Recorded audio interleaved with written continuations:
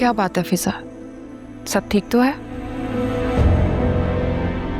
तो मुझसे कुछ छुपा तो नहीं रही हो ना? उस दिन आलिया और तुम कोई बात कर रहे थे, मैं जोया बाजी, पता है बेहतर होगा हम एक वक्त में एक ही जंग लड़े, वरना हम हर महाज में हार जाएंगे।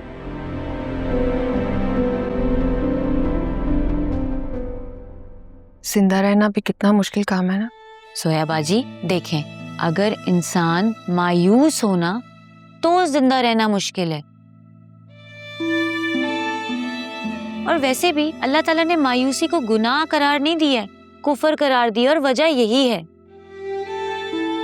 ऐसा मायूस ना हो, देखना अल्लाह ताला सब बेहतर करेगा इंशाल्लाह। आमीन।